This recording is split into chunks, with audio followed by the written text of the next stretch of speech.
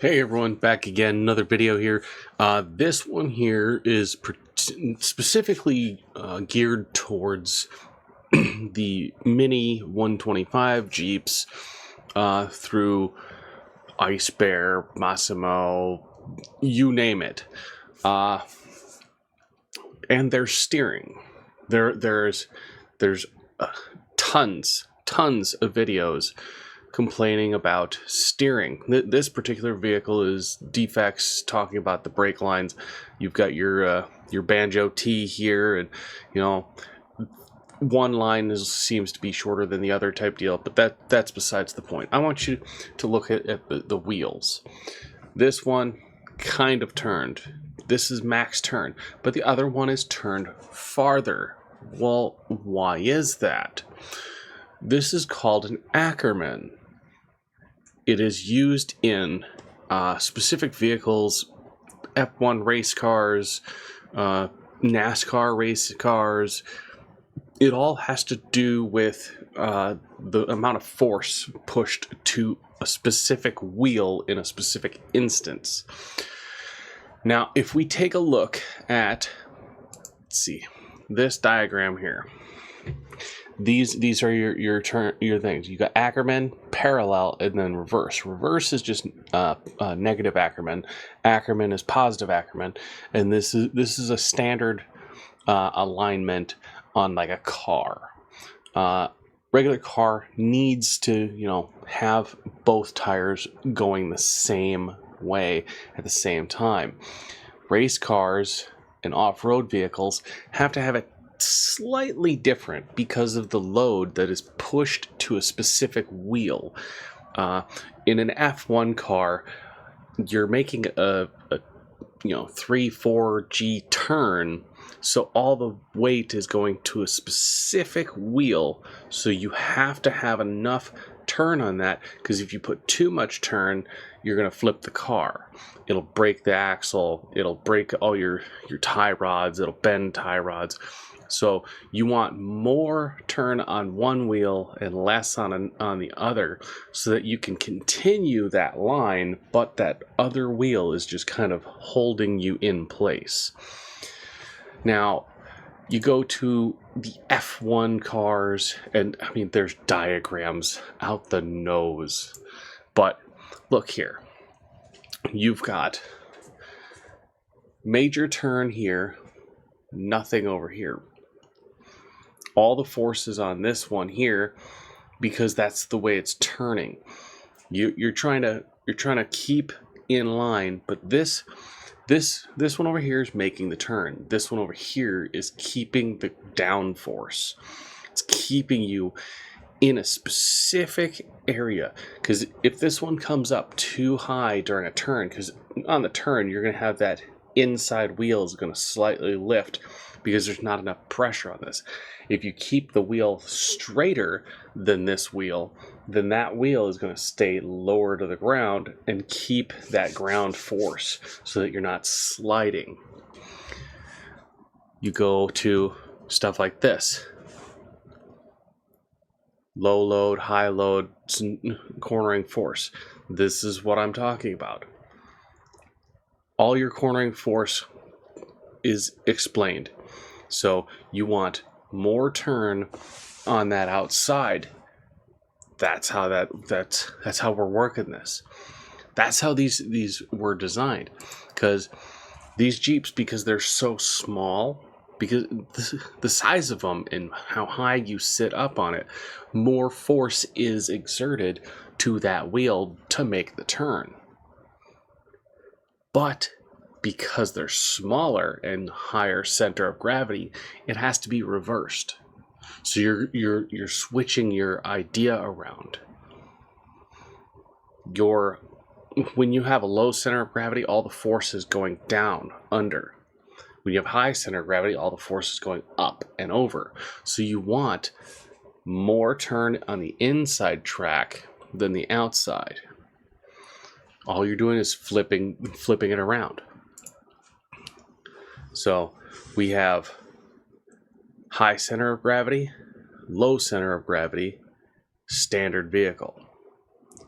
This is why the 125s are built the way they're built. This is why their wheels don't turn like you want them to, because you're in your head, you're thinking car alignment.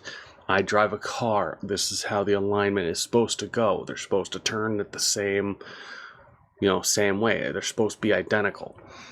You get a little toe in or you get toe out depending on the vehicle. You know what I mean? Toe in is when you have rear wheel drive. Toe out is when you have front wheel drive because the engine's pulling the vehicle. That's how that works. I mean, all of it is explained in racing. I mean, this is your main focus. All of these mini Jeeps, they're all designed the same way with the same Ackerman. You have to, you can't just be, changing your steering around and whatnot. You can't just align the wheels straight. Just align them straight. Don't toe in, toe out on them because it's too small of a vehicle to be doing the toe in and toe out. Except on some of the models, let's see, the pre 2019 2020 ones, you have to do, I think it's 2 degrees or something like that of toe out.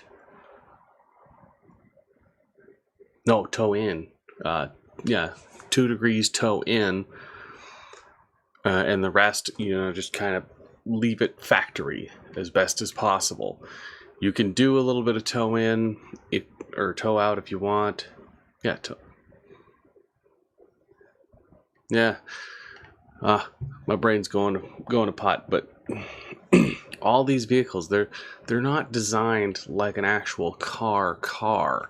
They're designed like a race car, a sports vehicle.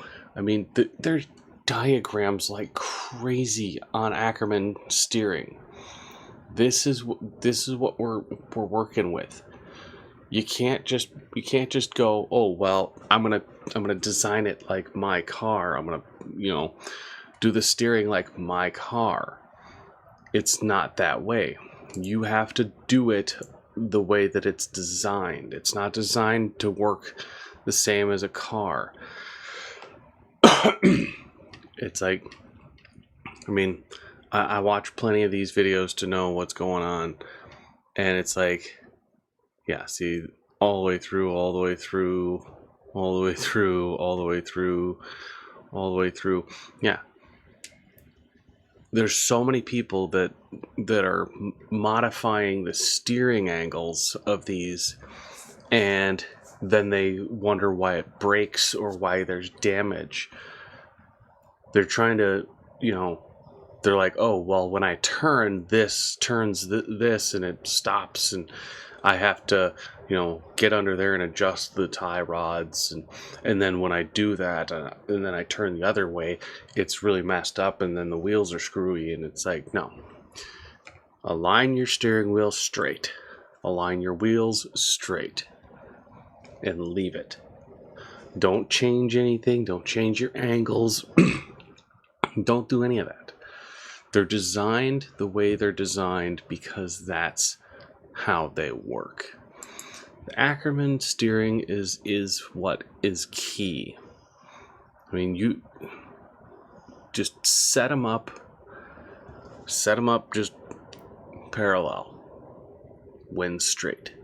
The turning is designed that way to keep you from 1, flipping, and 2, from crushing your skull. So it's designed to be safer.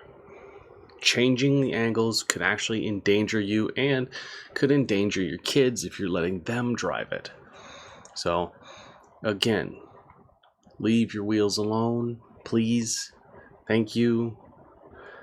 This is just going to be my little Massimo 125 steering video just for you guys.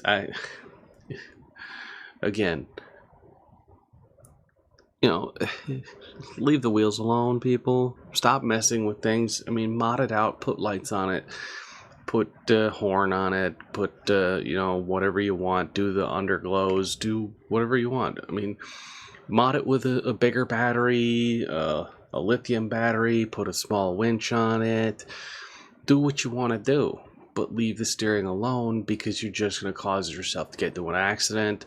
Something's going to break, and then you're going to go, well, this is a piece of shit. No, these are great little toys. They're great little go-getters, but they are not designed for you to mess with the steering. If you mess with the steering and it breaks, that's a you problem, not an us problem, because you fucked it up. You didn't understand the basics of trigonometry or the angles or even racing diagrams. A single image like so tells everything you need to see. No. It's just how it is. Stop messing with steering. See you guys later.